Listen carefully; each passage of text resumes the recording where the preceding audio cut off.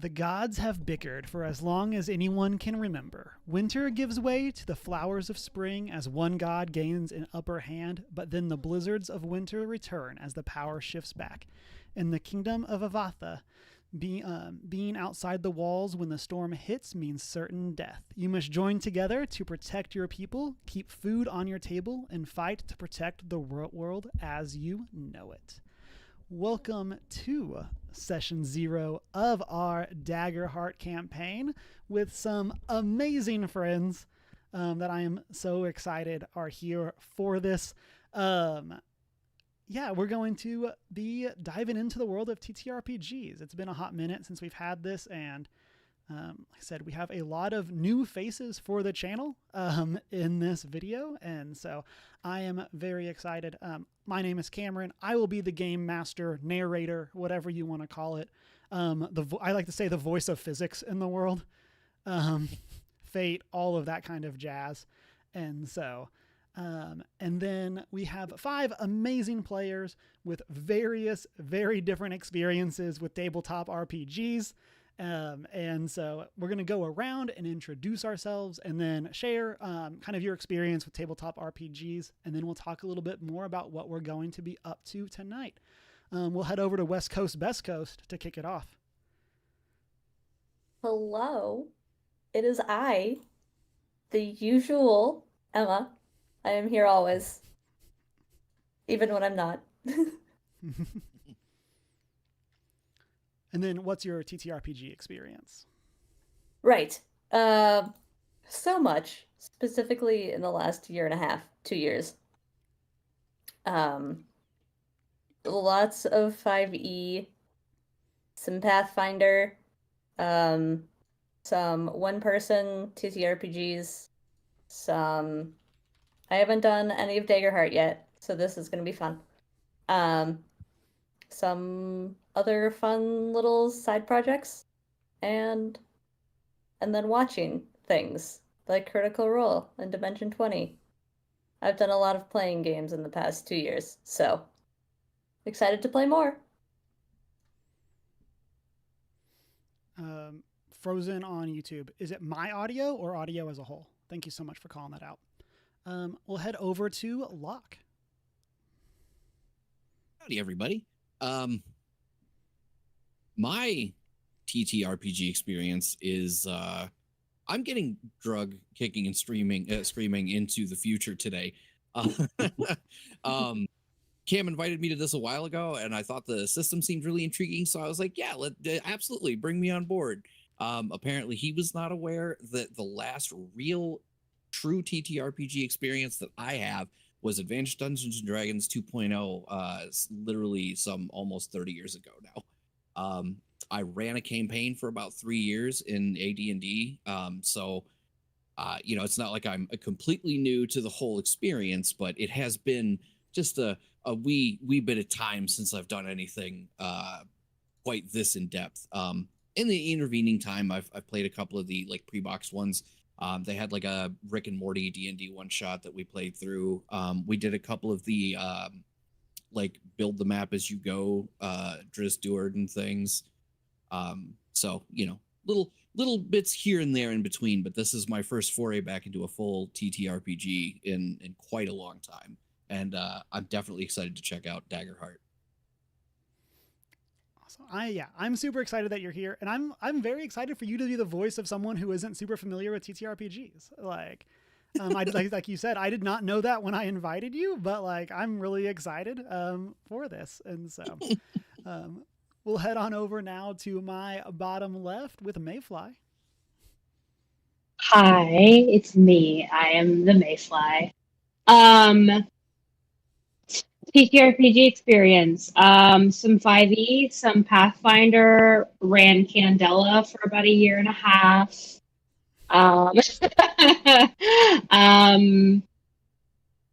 Yeah, that's about it. Gonna play a Sword World one shot, which is basically Japan's version of D&D. They didn't get D&D.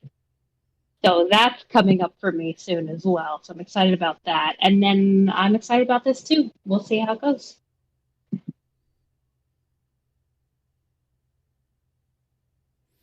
And then in the middle, Tasha. Oh, yes. Hi. Hi. Um, okay, my experience with TTRPGs is mainly just 5e.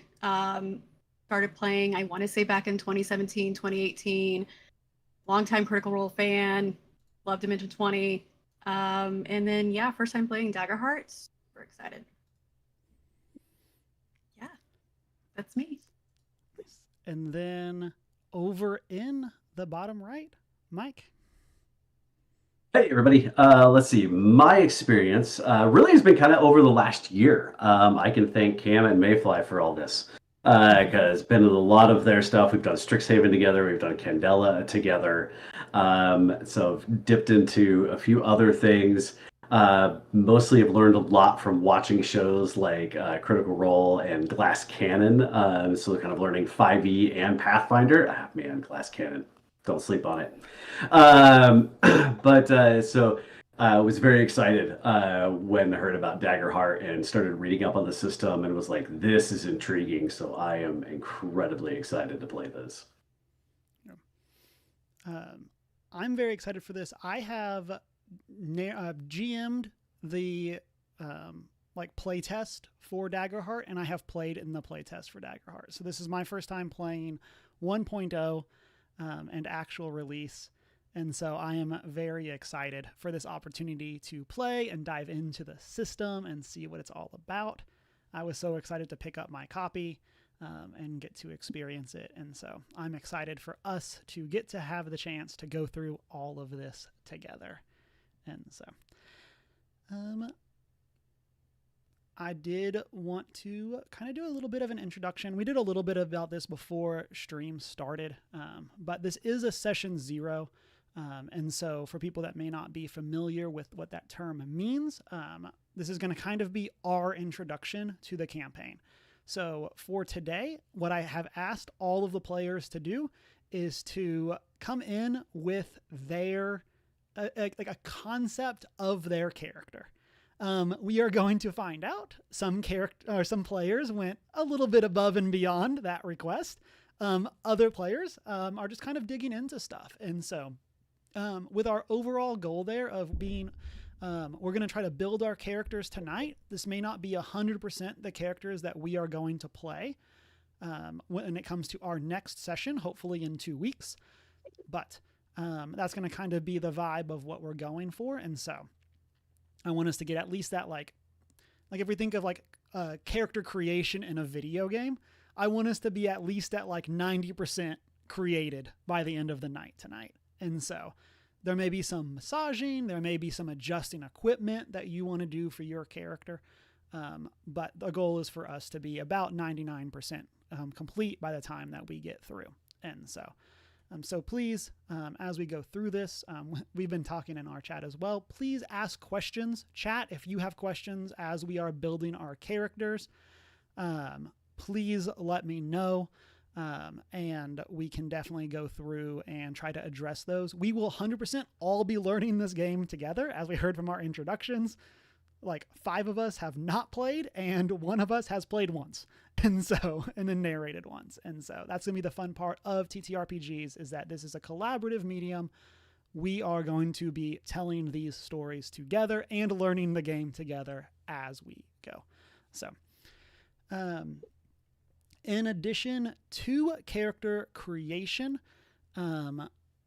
we are also going to kind of talk about some of the rules for the campaign. And so one of the questions that got brought up before we started tonight was the idea of language and where we were going to land with that. And so I'm going to say that our general rule is no F-bombs and don't go crazy. But if you want to curse, you can curse, things like that. That's okay. But if you feel like the only way for you to RP your character in dialogue is to say 15 curse words in a row, maybe we think about other ways to RP our dialogue with our characters. And so, I'm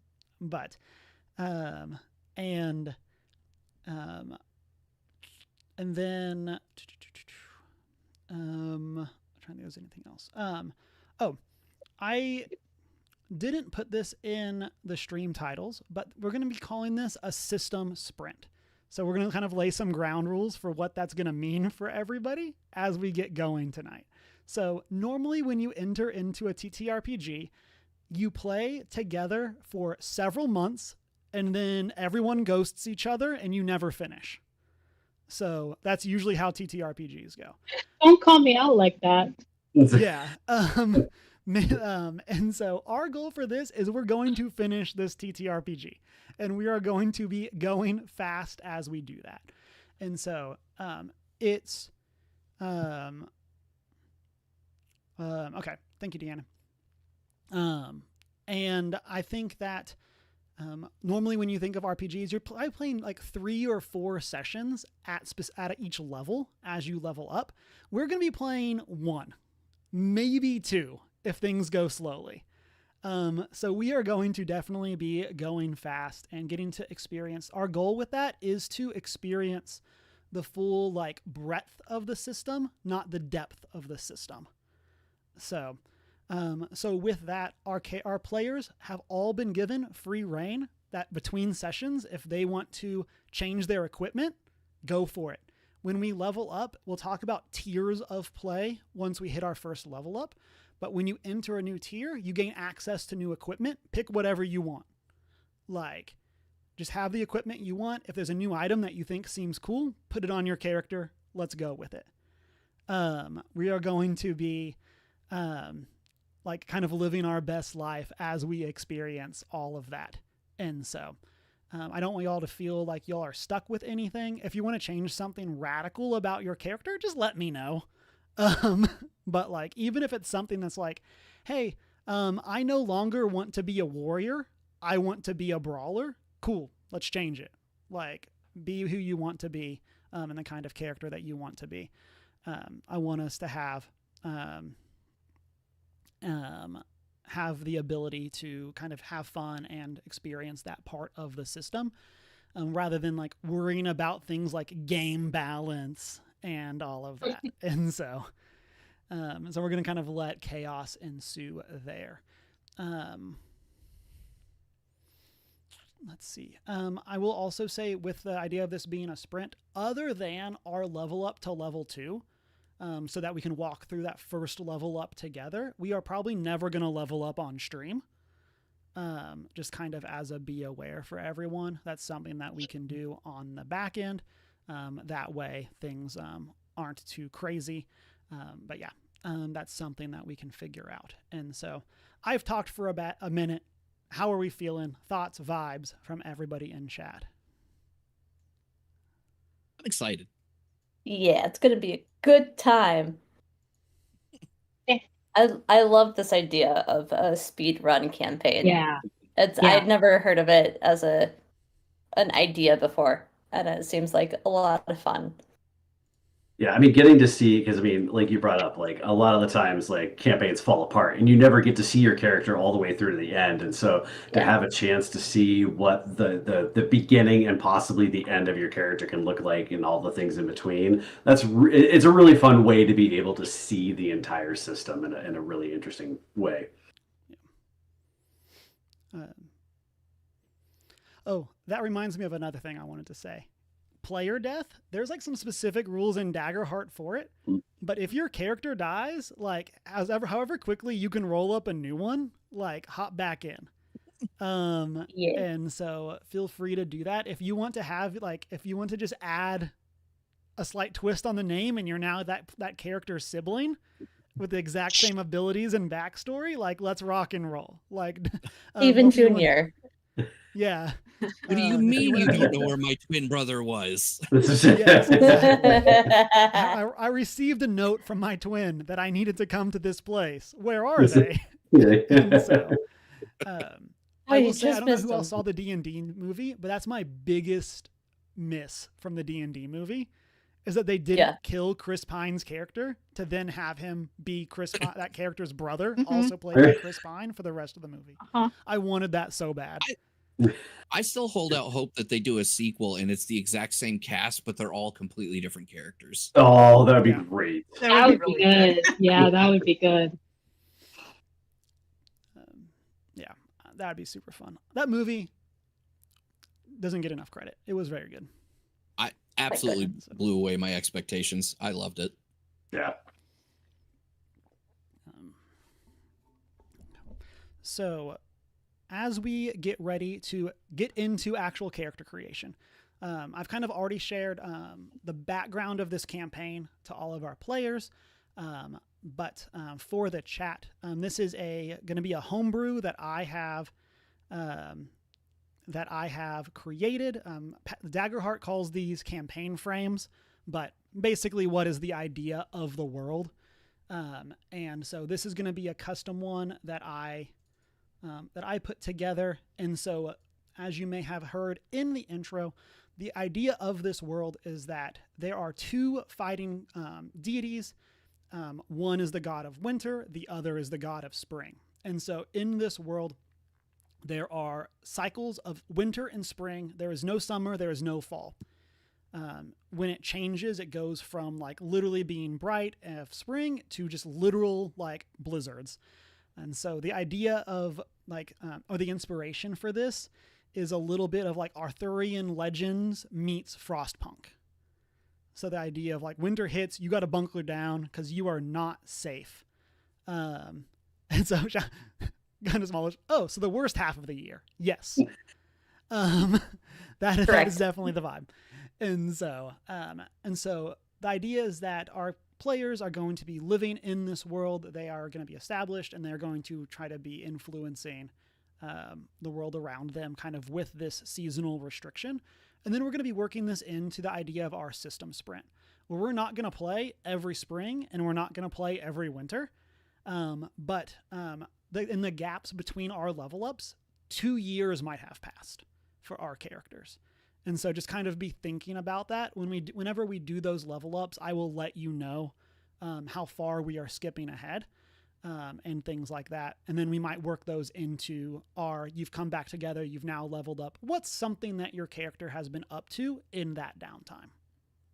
And so we're going to try to like follow these characters over like 8-ish years of their lives as we go through this. So keep that in mind as you're building your character. And then I did want to say some other these are kind of key principles that I wanted us to kind of think about as we are playing. But these are maybe even like ideas or like cultural norms that would be a part of this world. And so one of them is that the survival of my people is the most important thing. Like this is a bitter world, a brutal world. We're going to laugh and it's going to be light on our side, but just kind of keep that in mind that like your characters would have this principle of trying to protect their people, whether their people is the kingdom or whether their people is their friends. Like you can kind of apply that principle however you want to apply it. Or you can be like, hey, I'm expected to do this. I'm going to go a different path. Just kind of keep that in mind as like this would be a cultural norm. And then while no one knows why spring and winter are the ways that they are, the prevailing theory is that winter is a judgment on past generations. Someone in a past generation messed something up. Maybe they toyed with magic that they shouldn't have. But that is what is causing this conflict to happen between these deities. And maybe that person is just literal other deities. Like no one like necessarily has a specific answer for what that's going to be. And then the last thing that I want to call out is this idea of embrace the downtime.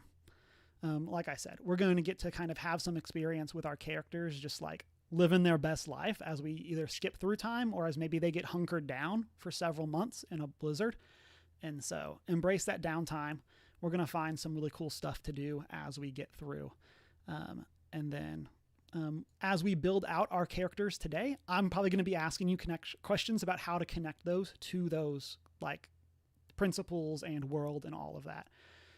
Because Daggerheart is very collaborative as we build our stuff, as all TTRPGs are, but especially Daggerheart. And so just kind of keep that in mind. Oh, and something I forgot to say. Each season is roughly 3-ish months, but it is never exact. So just kind of keep that in mind as we're planning. So like while we're talking roughly still a 12-month year, it is not going to be like 3 months, 3 months, 3 months, 3 months. Sometimes winter might be 1 month and spring is 5. Other times it might be more even. And so we'll talk about that. Emma, what's up? Is there a seasonal predictor for when it's going to change? There is. Great question. Yes. And so one of the things, I did not go all out in this, but one of the really cool things about the Daggerheart core rulebook that people can buy from Darrington Press is that, not sponsored, but would like to be, is that in their campaign frames, one of the things that they flush out is all of these like in-depth ways that the different cultures or that the different like ancestries are influenced by that campaign frame. I have not done all of that because I want us to do that together, but I did come up with some of them. And so one of them is that the core rulebook describes halflings as having a this internal compass as an ability. Almost it's like one of their core or one of their ancestry features. And so halflings have the ability to roughly determine when the seasons are going to switch. And the older and more used to this feeling that the halfling is, both the more exact it is, but also the farther out they can feel it. So like there would be halflings in this kingdom that may be like extremely old, and they are able to say, hey, as soon as the season switches, this season is going to be X amount of time. And like, they're not going to get it down to the day or week necessarily, but they're going to be generally close. And so there's kind of like a magical vibe there. Another change that we're making to the ancestry is that in this game, these ancestries or species, if you come from other games, are crazy. They're super fun. One of them is the Fungrill, which are like mushroom people. And they have this thing called the Fungrill Network, which is basically they have the ability to communicate over long distances via the mycelium. And so yes, when winter comes, that network gets distorted and staticky. It's not that you can't send messages over long distances, but it's that they become more unreliable. It becomes a little bit more like a game of telephone. So, and then, yeah, just kind of keep those in mind. Let me know if there's any like specific like things as we build these out that you think would be really cool. And we can definitely add those in as we get going. And so, but yeah, that's our world. That's our setting. All of you, again, I like to describe games in either like film, like scenes, or video game terms. And so, so if we think of this as our like title screen, we have hit continue or hit start game. And now across the screen, a letter comes, and this may be something that is literally a letter that arrives to your character, or this could be something that was told to your character by someone else. But it says, on behalf of the Avathan royal family, you are hereby summoned by the Bureau of Crops to aid in a vital project before the start of winter. You will report tomorrow, 1 hour after sunrise, to the Bureau headquarters in the Shineport East District. And so we are then going to come into what looks to be a like government type building. And this is where we're going to get the completely horrifying character creation screen. Where if you think about this and like, if just like watching everyone like flip through all of the options, like your character gets horns, loses horns, has a giant tail, no longer has a giant tail. Just the full Bethesda sometimes treatment. has wings. yeah. Yeah. Mhm. As we This game's as we both kind a of terrible decorate. UI. Yes. We're going to be going through all of this as we build these out. And like I said, none of this is set in stone. We're going to get some fun ideas. And we have a question in chat from Sierra. Is the Fungrill communication like a language only that they know? Yes. It's this thing that only they can tap into. So, But yeah, so with that, we're going to be using Demiplane to kind of house our characters. Again, not sponsored, but would like to be. So as we're going to go through, we're going to be building these characters together. I have asked Emma as well as some other people to share some of their creations. When we do that, I'm going to do my best to hide the names and get all of that figured back out. But as we go through, I think I would like us if Mayfly, if you are able to share, would you be up? Because Mayfly is one of the ones that went above and beyond and went so far as to literally have art for their character already. And so I did do that. Yeah, I do that. Well, when I get an idea, it just kind of happens. Okay. Yeah. Let me pull it up. Okay, yeah, I can share. You want me to just go ahead and share. Okay. Hopefully we'll all be in the same spot afterwards. Oh, I need to go to here. I need to click watch stream. There we go. Love. Ooh. Nice. So Mayfly, who is this? And kind of what is the vibe? What was the inspiration? This is Cricket Black Meadow. They are a hedge witch fairy. Vibe is fairies in Daggerheart take after either plants or insects or both. And I was always obsessed with ladybugs as a kid, so I just used a lot of red and black and pink, and she's got the white that ladybugs have next to their eyes on their face. And she's got ladybug wings. Yeah. Nice. So, I'm very excited. And I will say with this, one of the cool things about TTRPGs as a whole, but especially Daggerheart, there's this thing called the Void, and the Void are character classes or pieces of the game that are still being play tested. And so we are going to have full access to all of those. So if anyone ever wants to try one of those Void classes, they can, with the asterisk that you must always play the most updated version so that we can be helping with playtesting. So keep that in mind. Thank you so much, Mayfly, for sharing. I'm going to have to go back. Okay. But with that, I want us to jump over. Wrong thing. Pay no attention to the image that appears on screen. We saw nothing. I do want to. Yeah, you saw nothing. Nothing happened. And of course, I edited some stuff, and now everything's in a different place. But I want us to kind of chat and work through this process of creating a character. If you're playing along at home and you have access to Daggerheart and you want to kind of walk through creating a character with us, you are more than welcome to. We're going to kind of just talk through that process and what stuff looks like. And then build these characters together. And so we'll be kind of jumping around, calling on different people.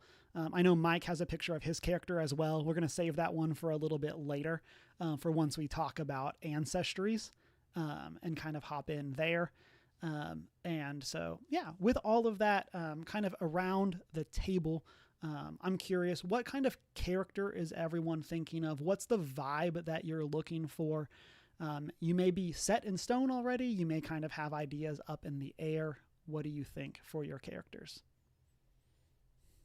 Are we going in a row, in a circle? What's the hens? Yeah, we can go in our introduction. Path. Great. So I am also thinking a fairy because I haven't played a fairy before, and something I've said before, which is going to be very true here, is that I am a druid main.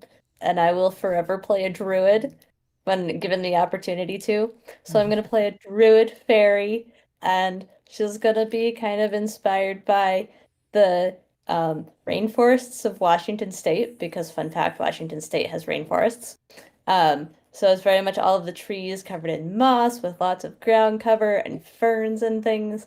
And she's basically like your classic fairy who wears an acorn top as a hat, and she likes to play druidy spells and things, and that's what I'm thinking. Nice. Locke, what My about turn? for you? Discord, are you okay? Can you guys hear me? Yes, I can Yes. hear you. Okay. Just Discord is insisting that it can't hear my mic, so I was concerned. Oh no. So, I mean, as earlier mentioned, I am to say rusty would be an understatement. So I've been kind of poring over a lot of this stuff, and I'm kind of locked between a couple of different things where I don't fully know which direction I want to go. When I was originally talking to Cam about this a couple of days ago, I kind of had the idea. He had suggested, as he sort of mentioned earlier, to kind of incorporate pop culture iconography and say, like, pick somebody from something that you know and kind of use that as the template for the character that you want to be. And so we were kind of kicking the idea around about kind of a Shang-Chi inspired character, like where I would use like magic rings as the main weapon and kind of have the whole martial arts thing going on. And I was kind of into that idea, but I've also been reading this series of lit RPG books called He Who Fights with Monsters. And I really like, yeah, there's a guy who knows what's up. I really like Jason's power set as a concept. But when I mentioned it to Cam, I was like, honestly, in any real game setting, it sort of feels like his power set would be just a little bit broken. So I don't know if it would really even fit within this, but that was kind of, I started moving in that direction a little bit. So right now, what I'm kind of leading towards is kind of the poison backup, let me do a thing and then get out of the way and let them go on their own kind of rogue character. And unfortunately, that is where I hit my major split, was looking at the ancestries, because there's a couple of the ancestries where I was like, okay, these would be really cool just from a utility standpoint.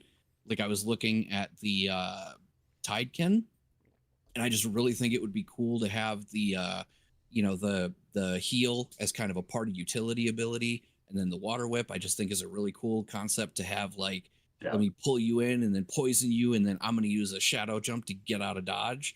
But then I also kind of thought, wouldn't it be really cool if I picked what are they called? Hold on. The frog one. I already lost it. Oh, the ribbits. Yes, ribbit. Thank you. I was like, it's like very in your face what they are. And I'm like, wouldn't it be really cool if I picked a ribbit? And so, like, you see just like this cutesy little frog, very unassuming. And then when it goes down, surprise, he murders everybody. And so, like, I'm kind of waffling between, like I said, a couple of these ancestries that are like, do I want this for the utility, or do I want to be the frog? Because that would be really cool from a character standpoint. I think at this point, You're just going to be the living version of a poison dart frog, is really what. Yeah, that's sort of like, kind of like very pretty, very surprisingly deadly. But so that's kind of where I'm leaning very heavily right now, is in that direction. Sort of a loner character, unassumingly cute, very deadly at a surprise. And then we already heard from Mayfly, so let's jump over to Tasha. Me. Well, as someone who notoriously likes to pick druids, because I love playing druids, I'm not, because I need to do something else. I've been toying with a couple of ideas. The first one, I was looking at the witch class, and but as far as like the ancestry, doing like an Emberkin, but she lives in the Frostborn area. She is the glorified campfire to keep everybody warm. And that's as far as I got with her. And then the other idea I had was a warlock, thinking maybe halfling, but I'm still kind of playing. I'm more kind of excited about the Amberkin, actually, because who doesn't want to be a witch? But the warlock sounded really cool too, and I haven't really played warlocks except for in Baldur's Gate, so I don't know. Everything sounds really cool. Yeah, it is the classic TTRPG problem of Like, there's never enough time to play all of the cool characters. And so, but we'll talk through it. One of the things that I like about session zeros is that, like, as we talk through stuff today, that may help solidify the idea. And so, Mike, we'll head over to you. What are you thinking? All right, so wow, did I go down a rabbit hole? So I did something a little bit different that I have not usually done before with character creation, and I went backwards. I went with starting with the character of what I wanted. Like, if I had my level 10 character, what does it look like? And I wanted the end product in mind, and then I could go backwards to figure out how do I get this character there. So very, very similar to kind of like Locke's idea, where it's like, you know, you kind of look at pop culture and you kind of want to have fun. What are some elements that I could steal? So the background of this character very much, well, I said the first one, I did not want to do a human character. I've done a ton of human characters. So like, I looked at Fungirls, I looked at the Simia, I came up with a really cool like monkey assassin. And I so badly wanted to use it for this one, but like I could never just like, it just didn't feel right for this one. So I shoved that in the background. And so, but I knew I wanted to play like a non-human character, and kind of like everybody else in the world right now who is sort of obsessed with K-pop demon hunters. That's the vision I went with. And because Mira is best girl, my character is basically going to end up, my goal is to turn him into kind of the male version of Mira. And so went with a warrior class, but I went with a, and this I really struggled with, but I found a way to put it into my character that I think is interesting for background.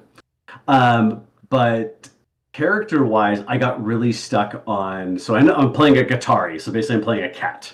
Basically a tiger. It is very based on the idea of like an extinct tiger called a Caspian tiger, but imagine a massive like gray tiger, and that's what this character looks like. But it's kind of got a leaner, lither body because a little bit of the martial arts to come into it. And I really struggled with, do I want to make this character a Ridgeborn, which felt right, but mechanically, I really wanted a Seaborn, because the Seaborn trait works really, really well. So this character is very based on agility. And so I was trying to do everything I could to hop up 2 parts. One was agility, how to max out as many points as agility as I could. And 2, how to be a hope generator.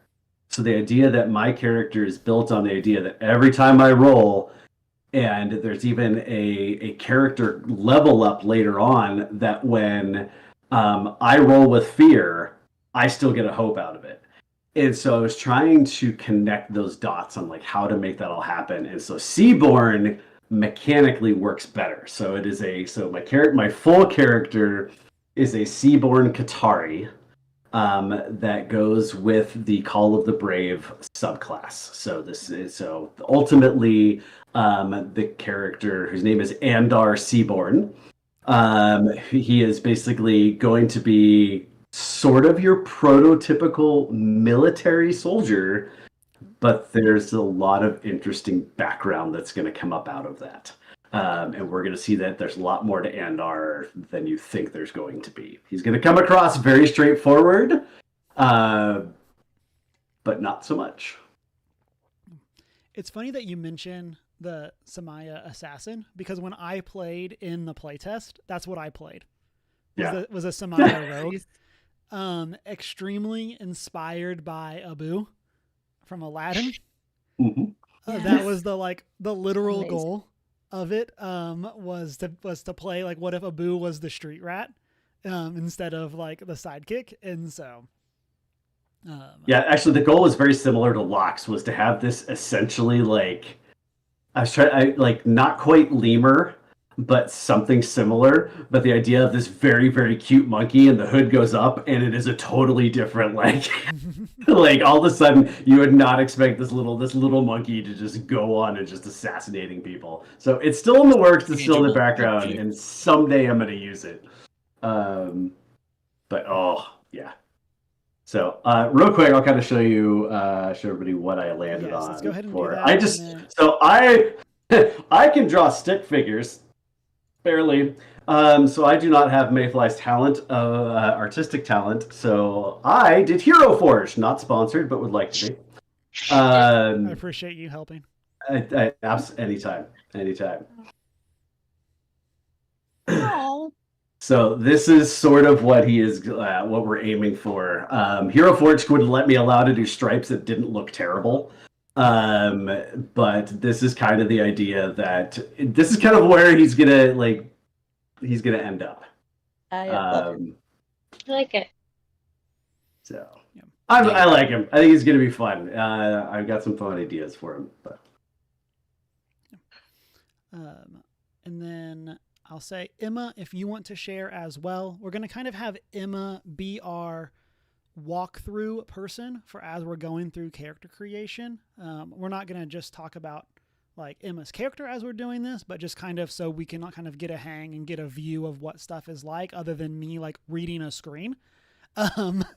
We are going to go through and look at Emma's as we go. Cannot find my mouse. There we go. And then I also want to say to our other players, as I said earlier, please jump in with questions as we go. There's a whole lot here going on. Please just kind of be aware that it is okay to have questions and to ask them. So as we get going through that. And so Emma, let's go ahead. And again, this is Demi playing, not sponsored, but would like to be. And so, yeah, Emma, go ahead and take us through this as we go through these left-hand side steps. And as we go through, we'll kind of talk about what these look like for everyone as we go. So. Yay. I've got getting started. Yay. Getting started. Yay. I could pre-gen a character. Or I could make my own. We're going to make our own. Perfect. So let's... I do want to call out, I love the art that they have for these character portraits. Yeah. And so if you really like, for our players, if there's one of these that you really like and you want this to be like your icon when we look at maps and stuff, let me know. And I can grab that. Or if you want to like use Hero Forge to make a mini, if you want to find art, whatever it is that you want to do for your mini when we go and play, just let me know and we'll facilitate that in Roll20 once we get there. I heard Mayfly was doing all of our artwork. That's what I heard. Totally. I need new projects. But yeah, let's go ahead and jump into class, Emma. I have already picked Druid, but we're gonna adjust this so it should look like your options come up. But because we're making mine, I'm gonna pick Druid. Because I'm a sucker for a Druid. Yeah, and then if you want to click on it real quick before you actually do the select, I want to call out over here. You have these. Can you scroll up a little bit? I think. There we go. Daggerheart has this system called domains, and so basically every class has access to 2 different domains, and those domains overlap. And so, as a druid, Emma's character will have access to Sage and Arcana. And so those are going to be kind of influencing what abilities this character has access to, and will kind of help kind of define out what kind of abilities or magic or things like that the character has. And so like as an example here, Ranger also has Bone and Sage. So like it overlaps a little bit with Druid. And then the Sorcerer has Arcana and Midnight. And so each of the different classes kind of have this overlap and this different take on abilities. And then I want to also say for y'all as players, whenever you are like using an ability and you want to describe what it looks like, please feel free to flavor that whatever makes sense for you and your character. So as an example, when I was playing my rogue in the playtest, there's an ability where like they throw a bunch of like knives around them. So for my rogue, I wanted those to be like literal knives. But like another character in that I was playing with was a different class and had access to that same ability, and they presented theirs as magic that was like erupting out of their body. And so feel free to kind of get that visual, that iconography for your character, however you want to do it. And then next thing here, evasion. If you're familiar with other TTRPGs, evasion is going to be how hard it is for my monsters to hit you. So a higher evasion means you're more difficult to hit. And yeah, as Changeling says, like a system that gives a lot of freedom to flavor, 100% is a really cool part of what this system does. So, and then kind of as you would imagine with evasion, typically the more evasive you are, the less HP you're going to have. So just kind of keep that in mind as like the typical trade-off, the squishier you will become. And then the last thing on this, I want to call out is starting hit points of 6. If you're familiar with TTRPGs, that number will feel very low. That is because you'll typically never be hit for more than 3 hit points of damage at a time. We'll talk a little bit more about how damage works later on in character creation, but just be aware that while 6 HP feels like a low number, it's not as low as it seems. So I just kind of wanted to call that out as we are going through. And so...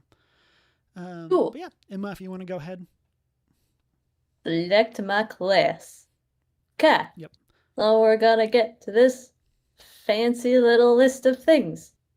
Yep. It's best to start at the top with choosing a subclass, because you get that. Yes. So I love that every class gets their subclass at level 1. And so this is going to kind of determine how you're going to flavor your this version of the character, what they're going to look like. Every class has 2 subclasses. And I do want to call out, we talked about this a little bit before the stream started. This system is very open when it comes to like equipment. So typically you're going to have access to all of the equipment that you could want. There's no like heavy armor proficiency. You just have to deal with the negatives of wearing heavy armor. So just kind of keep that in mind. The exception is there are like normal weapons and then there are magical weapons. If you want to use magical weapons, you need to have a class and subclass that has a spell cast trait. So if you don't have that trait, then you cannot use the magical weapons. And so just kind of keep that in mind and as your character building. That's one of the few restrictions when it comes to character building. And so, Emma, if you want to kind of talk a little bit about your subclass options, and then I kind of want to hear from everybody else, what subclass options are y'all thinking? Yeah. So I've got 2 as a druid. I've got Warden of Renewal and Warden of the Elements. And these kind of go in 2 separate directions. One is a more like healy, cleric-y route, and the other goes more, as I frame it, the storm route, i.e. Storm from X-Men. In other words, just like elements, fire, earth, air, water, otherwise known as the Avatar. Yay! So they both do kind of different things. Elements, again, it focuses more on doing spell stuff with the 4 elements, and then Renewal focuses more on regenerating and healing and hope and stuff. And it's really cool. It's, what's the word? Like almost hippie-ish, but not quite. And like it's once per long rest, you can create a space of natural serenity within close range. So you get to make a little bubble, and it helps clear stress, which is a thing we'll talk about later. And fun. And I will be doing renewal because that's how I like to play my druids. Unless I'm a frog, in which case I do other weird things. And then you become Storm. And Yes. so, I am become Storm. And then we did rearrange. So, but I do kind of want to hear from everybody as we're looking. And so we will go over to Tasha as you're. I know you were kind of thinking different classes, but looking at classes, looking at subclasses, is anything more calling to you as we have gotten here? Again, nothing set in stone. But well, if I'm messing around with my warlock right now, if I am gonna stay with the witch, I was looking at hedge as a subclass. Don't remember why I picked that.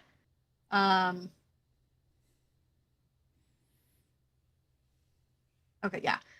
Hedge for if I stick with the witch, and then if I stick with my warlock, I have Pact of the Endless, which seems interesting. I guess during downtime, I can spend a favor in place of an armor slot. I can also I don't know if you want me to go through all of this or not. But no, it's kind of like, what are you thinking? Just what's the vibe? That's yeah. So far, I think I don't know. Since we already have a witch, I kind of want to do something different and then keep my witch as a backup character in case my warlock dies. I think I might just do that because we're going to have to probably have a backup character, right?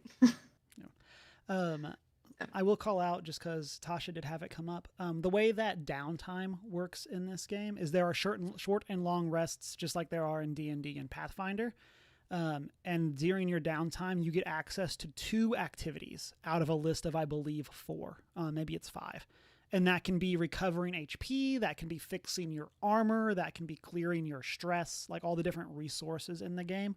You can also get more hope during that time. And during short rests, you can only do those a little bit. During long rests, you can do that action a lot. So like a short rest, maybe you can only heal 1 HP. Whereas in a long rest, you could heal all of your HP. And so just as something to keep in mind as we go. Mayfly, I don't remember if you said earlier, do you have a subclass that you are looking at? Yes. So I chose for cricket. I did choose the hedge witch for cricket. Yeah, I'm going to stay with my warlock then. Because I feel like we need some variation. I just don't want to. Yeah. We'll do that. Okay. Or I'll do that. Everyone plays a hedge witch. Or we all play hedge witches. We're covered of hedge all hedge witches. Yeah. I have a witch hat and everything. I have always wanted to do we are a band of bards traveling around that's fun. like the vibe of just like the completely ridiculous. Everyone, you have an instrument. What do you play in the band? Like all of that kind of stuff. So, Mike, what are you thinking for your character? So Warrior has 2 subclasses in the sense. One's called Call of the Brave. The other is called Call of the Slayer. Call of the Brave, the idea behind it is essentially you're like I mentioned earlier, you're a hope generator. Like you're constantly, your goal is to rack up hope, to use that hope. And then Call of the Slayer is kind of the idea that you focus a lot on using weapons, and kind of like becoming very proficient with your weapons to take down enemies. So I went Call of the Brave. And I'll give you some ideas of like mechanically why I chose this, and then I'll share like one more added feature of why I really like this. So one of the features is something called Courage. When you fail a roll with fear, you gain a hope. Okay. So basically it's kind of like I looked at it like Cam gets a fear, I get a hope. It's a win-win. Or a lose-win. I'm not sure. But basically it's the idea that like just constantly keeping that going. Another one's called Battle Ritual.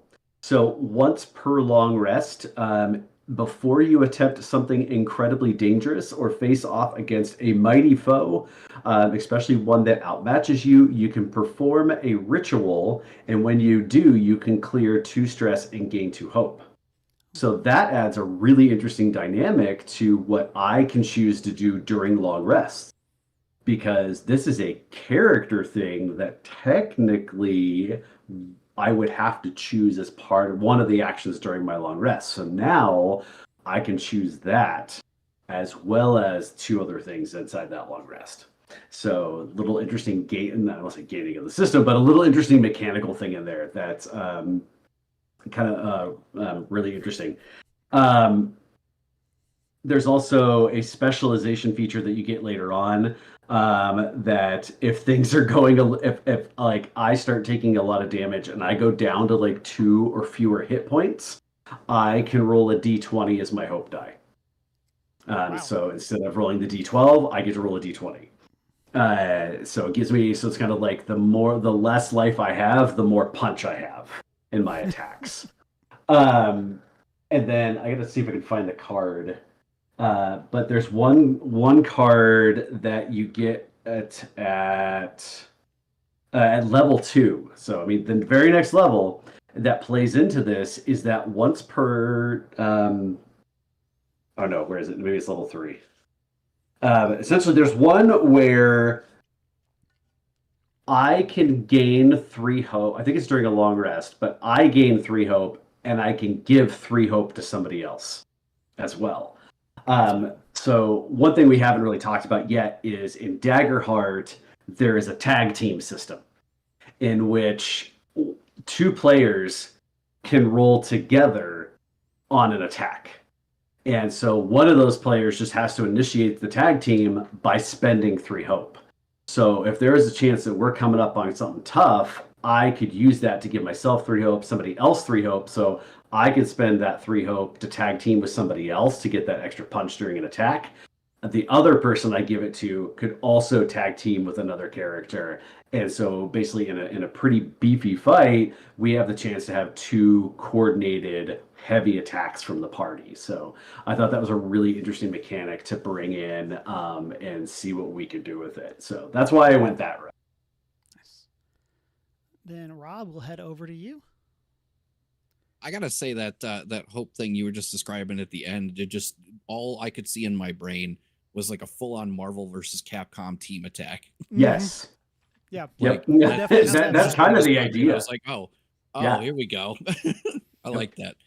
Yeah. And I'll say so as I a visual mentioned example earlier- here real quick, when I was doing the play test, and I was playing my Samaya, one of the ideas that we had for our tag team is that somebody like grabs me by the tail and like swings me around like a nunchuck.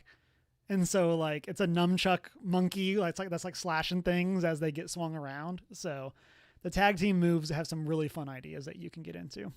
That's interesting. Just a significantly less dignified fastball special. Exactly. Yep. Exactly. Yep. So I'd mentioned earlier, I was kind of like, we had been talking about the Shang-Chi monk class kind of thing, and I'm not completely ready to abandon all of that, but what I've really been leading into as I look more and more into this is going rogue and using the Nightwalker subclass, because the Nightwalker subclass immediately gives me the one thing from Jason's kit that I really, really wanted, and that's Shadow Step. You can move from shadow to shadow, and when you move into an area of darkness or a shadow cast by another creature, you can mark a stress to disappear from where you are and reappear inside another shadow. And when you reappear, you're automatically cloaked, which I'm assuming some people are already aware of this, but I had to actually read the bit about it. If you've played a lot of TTRPGs or any stealth video game, really, hidden is not a mechanic that'll be foreign to you. But this apparently goes one step further. It has hidden, but this class, especially with the subclass, gives you cloaked.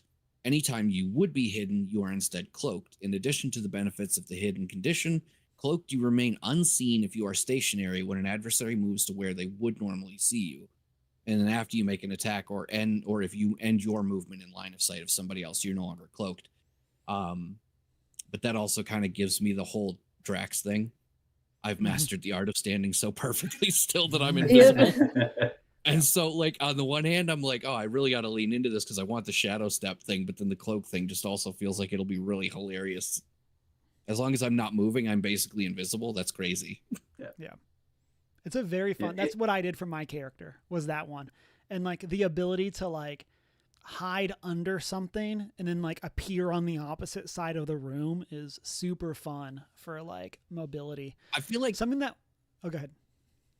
Well, I was going to say, I feel like that really gives a lot of possible range, not just obviously for stealth or for sneak attacks and combat, but also for recon. Mm-hmm. Yep. Yeah, in Critical Role, when they as they finished up Age of Umbra, which is basically their playing through of Daggerheart, Liam O'Brien's character has this, and it's one of the coolest visuals the way he describes it. But he literally describes like standing on a ledge and falling backwards into somebody's shadow and disappearing into the floor and then popping up somewhere else. And like narratively and visually, it was such a cool thing to like picture in your head and be like, that sounds so ridiculously awesome. So yeah, I think it's a really cool mechanic. The very first time they described it in He Who Fights with Monsters, that was kind of my thing, where he's like, Jason like melds into the shadow, and I'm just like, oh, like, you know, you sink into it, you pop up somewhere else. But then I got this idea in my head where it's like it's a full-on whack-a-mole moment. He's like, no, I'm over here. No, I'm over here. No, I'm over here. I love that. Emma, I think we got our subclasses. Again, players, don't feel like you're locked in. If you want to make changes, please feel free. But Emma, if you want to take us over to our traits as our next thing, Daggerheart has 6 different traits, and you are allowed to assign a +2, a +1, a +1, a 0, a 0, and a -1 to these traits. I will say, please be aware of whatever your spellcasting trait is if you are a spellcaster. I'm not going to tell you how to play your characters, but you probably don't want that to be the -1. Just as a thing. And then, unlike D&D or Pathfinder, there are not derived stats in this. Like, you don't have a investigation skill that's based off of your like wisdom. You just have these traits and these are your stats. And so at like a high level for each of these, agility is your ability to sprint, leap, and maneuver. Strength is your ability to lift, smash, and grapple. Finesse is your ability to control, hide, and tinker. Instinct is your ability to perceive, sense, and navigate. Presence is your ability to charm, perform, and deceive. And then knowledge is your ability to recall, analyze, and comprehend. So whenever I ask you to make a roll for something, we'll find the skill that like associates with how you want to solve that problem. And then we will take a look at, and then you'll roll and then you'll add that modifier to it. So just kind of be aware of that. And so Emma, I believe you are doing this cool toggle. They do have a suggested traits kind of just based on your class. And so if you want to do it that way, or if you want to kind of tinker with where stuff is, you are more than welcome to do that as well. I like this range for playing a druid. And then So I'm I not think gonna have that's everyone kind of, gonna be not gonna have everybody go through it, but just kind of like why do you like this range? Like what are you looking for in stats when you are building a character? I mean, just kind of based on druids being spellcasters. I'm not super familiar with the system, but I would hazard a guess that instinct or finesse would be the stat you want for druids being spellcasters. And I have this image in my head of this character who I have so aptly named Crickles, being not so good at interacting with people. So having a -1 to presence just kind of fits in my head. So, yeah. And something I want to call out here for people as you're building your characters, specific types of weapons use specific traits. Like they're not all agility, they're not all strength, they're not all finesse. So especially as we get into like your starting equipment and stuff like that, just kind of keep that in mind. You may want to come in and adjust where something is. my general recommendation is like once we get started playing, let's keep our traits where they are. But up until session 1, if you want to be maneuvering as you tinker with your character, please feel free to do that. And then Emma, on your end, we're going to skip through equipment, and we'll come back to that probably off stream for us. But I want us to go to domain cards. And so this is the big feature of this system. So at level 1, everyone gets access to 2 domain cards. These are from, I believe you were Sage and Arcana as a druid. And so you can pick 2 cards from the same domain. You can pick separate, one from each, like whatever works for you for those characters. And then every time you level up, you will get access to another domain card. And so keep that in mind as you're playing. Mike already referenced some of his ones. And so, again, for the sake of this, we're not going to go through like every single person and what 2 domain cards you're wanting to pick. We might talk about that a little bit in our next session. But I do kind of want to just call out and take kind of the vibes of these just as we're going through. And Emma, if you'll just click on one of these for me so that we can have this as the example. Great. So if you look here one of these. On, which has a great ribbit. Yeah. So top left is going to be what domain and what level that card is for. If you're playing physically, these are literal cards that you can get. Of course, we're playing digitally, so we have these differently. The top right, once we get more cards, you can only have 5 cards in your loadout at a time, but you can pay stress to swap a card with one that you have in your inventory, basically. And you can swap loadout with inventory, or if we're taking a long rest, or you can just swap them. But if we're in the middle of combat and you're like, hey, I really need this other ability, you can pay stress, and that top right is how much you have to pay to add that card into your loadout. So you gain 1 stress to pull that? You pay 1 stress. Yeah. You gain 1. So you would, and then, yeah. So just kind of keep an eye on these people. Go ahead, Rob. You said a second ago to swap. Is that swap as in you take something out in place of that, or you just add that to the existing loadout? So it won't matter until we're like level 4, I think. Sure. But eventually you'll have, at level 4, I think it is, you'll have 6 total cards. And so you can have 5 of them equipped at a time. And so if you wanted to switch that 6th one, you would trade that out with one of the ones that you currently have equipped. Okay. And then... Yeah, so it is swapped then. Okay. I was just making sure I followed correctly.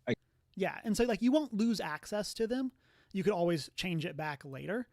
But yeah, it is something to keep in mind because there could be one where like, hey, there are some that have 0 stress. And so maybe that's the one you don't keep in your loadout because then it's easy to swap that in if you need it. So something to keep in mind as we get going and get later into the game. And so...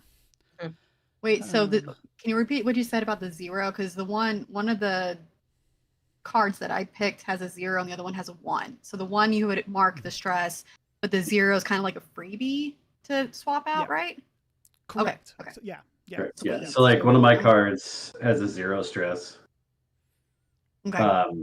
And so yeah, swap that out, doesn't cost me anything. And then one of my other cards, my camera will focus. And I'll say, and specifically to swap it in is what costs stress. It's the stress of gaining so it's card, the thing not that the you're stress of pulling getting in that you count. And so just to keep in mind. So and if I we'll were to this again once we get to that level.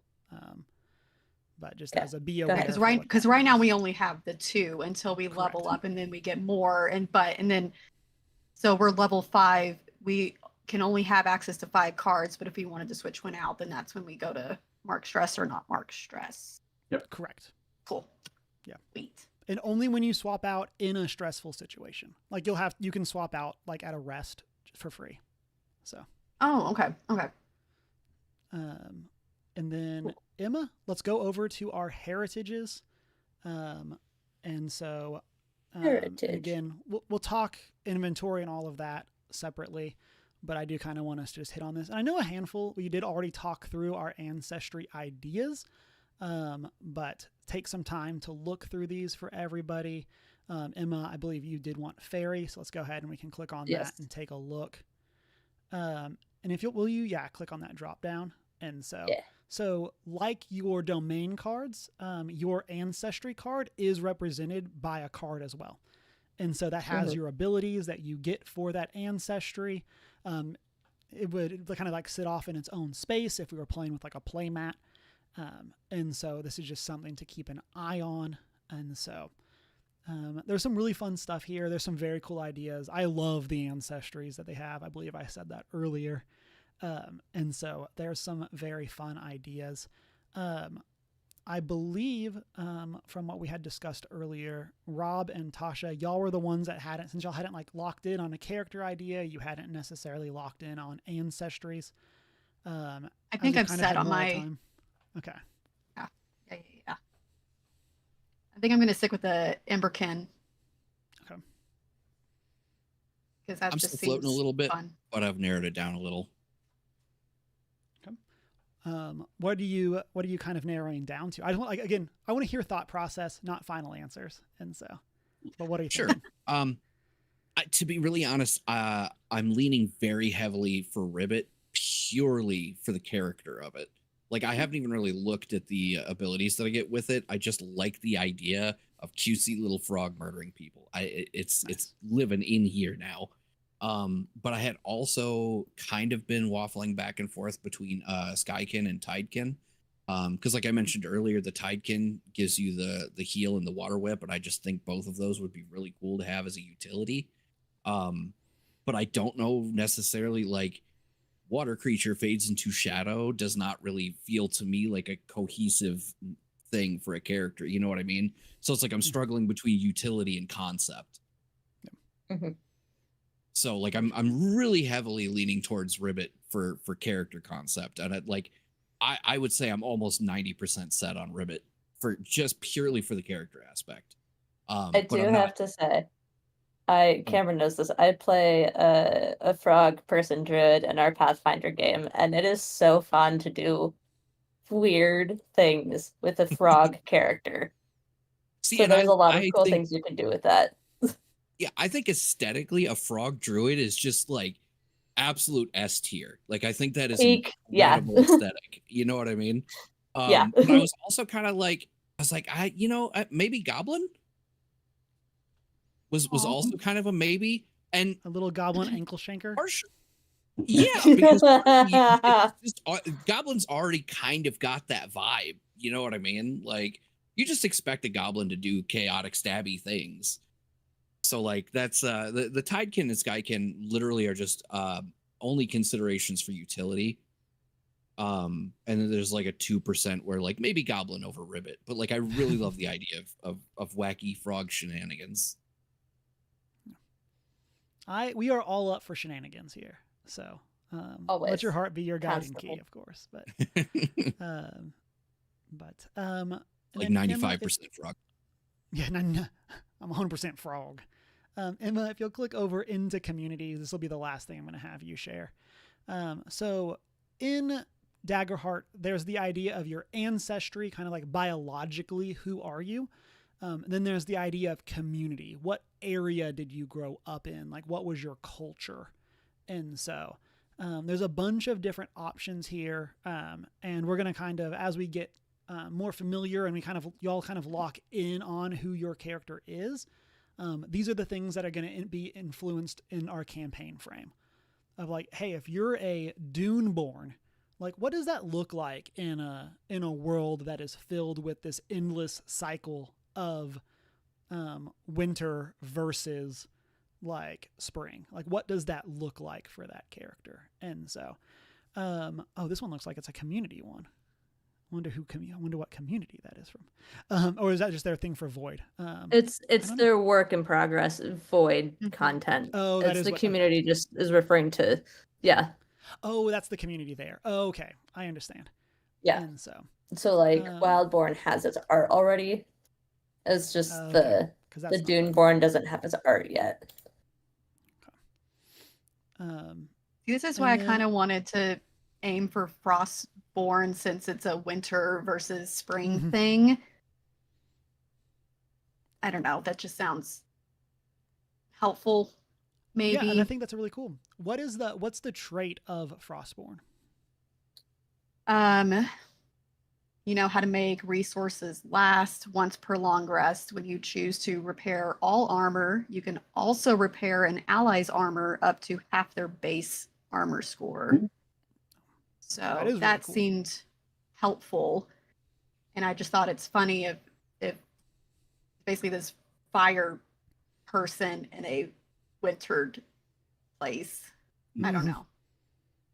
Yeah. Again, I'm a vibe player, so I love that. I love this dichotomy. I love this side by side. I think that's what I'm going to go with. Yeah. So to kind of give you guys an idea, when I went with Seaborn, my idea behind it was with the stuff that Cam had told us is that like during winter, the lake or wherever the community resides freezes over. So like the community struggles heavily during winter because it's tougher to fish, it's tougher to find, what their whole community is based on. And so it's almost like a hibernation season in a way. So like during the spring times, however long they last, they gotta fish, they gotta, do crops, they gotta do whatever they can and then store those things up and preserve those things, especially not knowing the ebb and flow. It's not a strict, as we mentioned at the top of the show, like it's not a strict 3 months. And so never knowing how long spring's going to last or winter's going to last, there's always this sense of urgency. In a weird way to kind of play the Game of Thrones, winter is coming. And so there is that urgency behind their whole entire community has to pull together into trying to help the whole community survive on this frozen lake during however long this winter lasts. So that's why I went with Seaboard because I thought it was a fun aspect to how that would all work. Mayfly, have you put any thoughts to community for cricket? Yes. I chose Wildborn for cricket. It just seemed to make the most sense since I'm basing her off of a ladybug.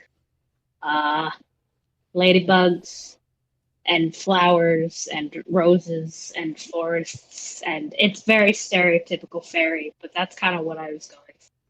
Mhm. So I love it. Yeah. And then Emma, I don't know if any are specifically calling to you. I haven't decided yet. Okay, and that's perfectly fine. I want us to jump to experiences over on the left-hand side. I do want us to talk about those. So, and Emma, you can go ahead and stop sharing your screen actually for this. And so I appreciate you doing that for us. Yeah. I can put us back on the big screen. And so experiences are something special to this game. These are going to be 2 traits that are going to describe things that your character is good at. And then at any time, you can spend a hope to add the bonus of your experience to your roll. So, as an example, when I played my definitely not Abu, one of my traits was 1 jump ahead. And so the idea being that he's this monkey street rat, he is used to running and hiding from authorities. And so yeah, legally distinct from Abu. And so that's a bonus that you can have on your character. And so these are things kind of as you're like, we don't necessarily have to have set in stone today as you're kind of finding what these characters are. I want you to kind of be thinking about what are the experiences, the 2 experiences that they've had so far in their life that have kind of molded them into who they are. And then I will say, try to be thinking of things that are going to be useful in a game about fighting things. But try not to pick things that are like good with sword. And so, because like, yes, that is a thing. But try to be thinking about those as different ideas. And so I do want to read y'all this example from the rule book. It says, there's no set list of experiences to choose from, although they do offer some inspiration. Instead, find a word or phrase that embodies something distinctive about your character. Each experience should be specific. For example, talented or focused are too broad, as they can be applied to almost any situation. Instead, you might use swashbuckler or magic studies. Additionally, your character's experiences can't give them spells or specific game abilities. You're also encouraged to add flavor to your character's experiences to give it more varied use in play. For example, instead of just assassin, you could choose Assassin of the Sapphire Syndicate. Details like this give your GM an excellent faction to weave in, or an exciting faction to weave into the campaign, and also make it easier to use this experience outside of combat. So, I do want y'all to kind of just be thinking about what these experiences are. And so, like, some other examples that they give is affable, battle-hardened, bookworm, lone wolf, stubborn to a fault, master of disguise, incredible strength, quick hands, catch me if you can, fake it till you make it, I've got your back, knowledge is power. And so you can be kind of just thinking of these like things that are going to influence your character. And then whenever it comes time to use one of your experiences, I will ask you, how does that apply? And so just kind of be thinking of that in various examples. So like, remember you will be fighting things, but try not to just pick exclusively like, or something that only works when we're fighting. One of y'all's level ups theoretically might have no combat. Not saying I'm definitely figuring out what that plan is going to be. But I am definitely trying to play in an area where y'all have a very like social encounter that y'all have to figure out. So like make sure that your experiences play into that side of things too, not just a combat focused experience. And so cool ideas. Oh, and then each one of these is going to start as a +2. That should be what Demiplane gives you for it. And then you will have options later of gaining more experiences or boosting your experiences that you have. So that is a higher bonus on your roll. So all of that said, anyone have any specific experience ideas that they are leaning to? Tasha, what do you got? Maybe.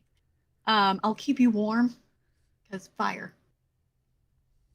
Yeah. That's the first thing that popped in my head. I don't know what the second one would be. But there's one. Yeah. And I think that that's a good place to start too. And like this is going to also be something like as you figure out your characters' backstories, I'm not necessarily going to ask y'all to write like a page backstory or anything like that. Each class does have specific backstory questions that I would like for y'all to answer and get to me.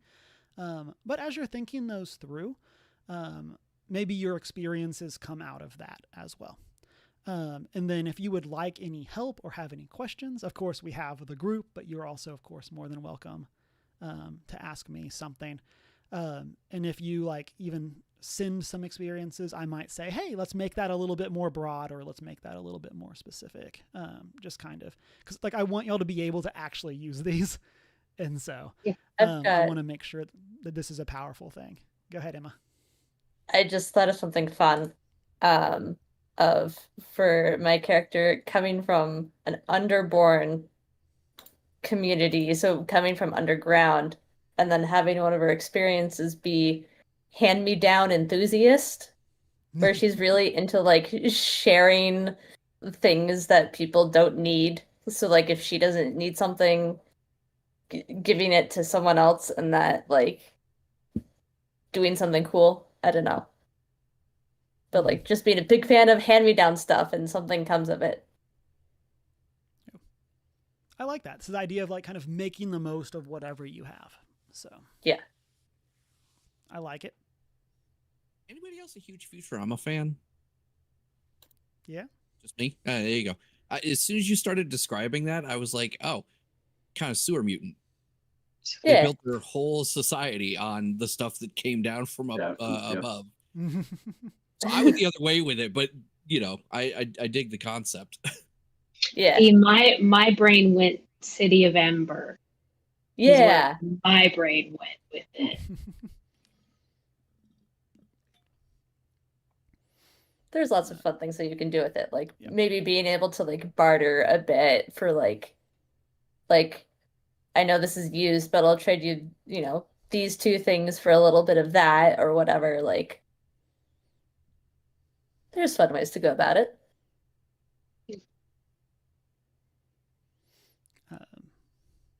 Yeah, and there's, like I said, there's lots of options. There's a lot of flexibility here. Kind of build this into whatever you would like it to be.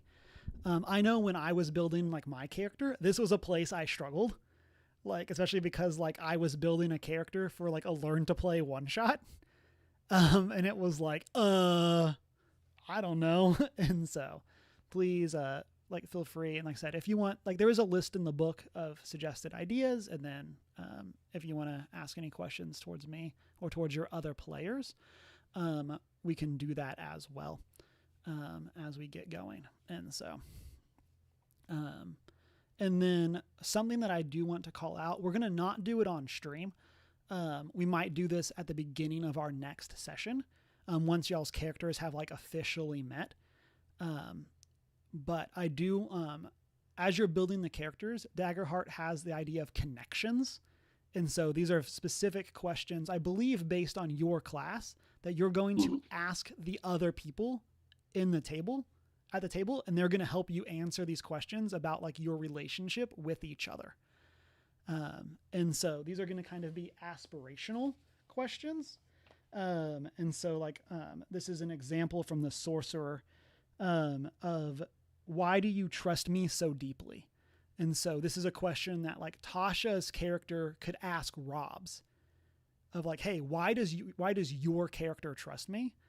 And this is going to be something that, like, of course, we don't know our characters yet. Our characters don't necessarily know each other. They could, though, but like, this is something that you can kind of build out, and we can talk about, from like an RP perspective, why does your character naturally trust this other person? Or do you have experiences together? Things like that. And so I didn't want to like let that slip by that those exist. But I just want to call out that for the sake of, us still like finding our characters and finding our voice, we're going to not just do those on stream. And so, but we might do some of them in like our Daggerheart chat, and then we might do like one as a big group next time we play. And so, and then, we didn't do it, but I do recommend for all of you, go take a look at the equipment. It does suggest equipment and weapons for you, based on class. And then remember to equip it to your character, once you go to your character sheet, just kind of as a be aware. When we get into our next session, especially when we get into actual combat, we'll talk a bit more about the stats again and like how damage works and what that is all going to look like, just so that everyone can be on the same page as we go into that session. Of course, we'll answer questions in chat and Discord and stuff like that before we get to that point, so that way no one is shocked what stuff means. But we will kind of cover that a bit more once we get into that next session. And then a last thing that I want us to, or want to remind you of, is that unlike D&D and Pathfinder and other systems, in Daggerheart, there's no initiative. What that means is y'all can kind of jump around, based on what's going on. And so don't feel like you're locked in. For those of us that played Candela, this is that system, but good. And so, Hey. an example there is like, you may have an ability that says, hey, if an enemy is vulnerable, this ability has a power up. So like, you're not locked into having to wait and hope that character is vulnerable on your turn. It's something where like Mike's character could make a character vulnerable, and then Tasha's character could jump in and be like, oh, I'm going to take advantage of this opportunity and do this thing. For our first actual combat that we get into, we are going to have everyone take a turn before anyone can take 2 turns, just so that we can kind of all get a feel for the system. But we're going to only do that for one rotation. And then it's going to kind of be up to y'all of both making sure that everyone gets a turn, but also making sure that you're kind of making the most of your abilities and what you can do. And so just wanted to call that out as a be aware. It'll be kind of like the guideline will be for like everyone to have a turn before someone takes 2, but we're going to not necessarily hold that as an exact rule after that first rotation. So, and trying to think if I had anything else specific. I don't think I do. How are we feeling? Where are we at vibe wise? How are we feeling with the system? Got her name picked out. I'm set. I will say Part's done then. Crinkles is gonna be fun. Nice. I will say for everyone, please get me character names and pronouns once you get all of that figured out. We're going to have a rotating thing for our pictures, or for our names, so that it will alternate between like our name and then the name of our characters. And then also once you finalize character, get me their class and subclass as part of that as well, because we're going to have that on that rotation. So it'll be like cricket, hedgeborn witch, or hedge witch, whatever that is. Like we'll do that. And so get those over to me once you get that. As finalized can be with our flexibility of a system, but get those over to me, and then we will go from there. And then any final thoughts, final vibes from everybody? I'm going to do so much stabbing. Stab. Gonna do all the what's spell the- casting. Wow. Yeah. And then as we wrap up, I do want to give Locke a moment as our fellow streamer. Where can people find you and check out your content? Well, you can find me. Well, I was going to say right here on Twitch, but you are multi-streaming on YouTube. I'm watching both chats today. Thank you. But I am on Twitch at Locksteady, LOCKESTADY. Right now, I'm on a bit of a semi-hiatus. I'm only streaming on Fridays when I do a group co-stream of Marvel Rivals with a couple other people. But in the future, I'm looking to probably get back to at least Wednesdays, if not throw a third day back in the rotation for some variety content. I am still fully addicted to Marvel Rivals, but I recognize that not everybody wants to come hang out for that. So I'm trying to get some other games back on the slate. And then if you ever want to check out any of the other stuff I've done, for example, my wife and I have both done full playthroughs of It Takes Two and Split Fiction, which were over the course of multiple streams. You can find all of those over on my YouTube channel as well, which is just youtube.com at Lockbox, LOCKEBOX. And that's literally just a full archive as the stream was, no edits. What happened is what's in the video. And I would plug socials, but I'm on a level with you guys. I really don't use them anymore. I'm in Discord all the time. So if you're in the First Geek Discord, you'll see me around there. I try to at least pop in and say hello every morning. But yeah, that's the Discord is really my only social media anymore. Everything else is too stressful. I get that as the perpetual Yeah. social media lurker. So Fridays at 8 p.m. Eastern Standard Time. Might be important to say when on Fridays. you know what? Just be there all day. He'll eventually All get day there. Friday. Just so- Anytime on Friday, I'll get there eventually. We'll hang out. It'll be a good time. Mhm. Mhm. Bring a snack. Bring us it's like the people for the YouTube premieres that are there like 3 days in advance. Oh Yep. yeah. And it's like 5 Yep. people waiting. It's like, you do realize this is a long way away, right? But You've got It's not like 48 you've been hours, out of a 72 store. hours. You're as The much countdown first is- in line now as if you show up 10 minutes before. yeah. But, with that, we are going to go ahead and wrap up. I do want to say thank you, Emma. Thank you, Rob. Thank you, Mayfly. Thank you, Tasha. And thank you, Mike, for joining me on this adventure. As I said to y'all before, as I said at the beginning of stream, and as I will perpetually say throughout all of this, I am so excited for this. I'm excited for this journey. I'm excited that we're going to get to do this together as a group. I have wanted to play more TTRPGs on this channel for a while. Emma and I have talked about it a lot. And this is a great opportunity. And I'm especially excited, Tasha and Rob, to get to play a TTRPG with y'all for the first time. And so I'm very excited. I'm very excited for this. I'm very excited for this hangout.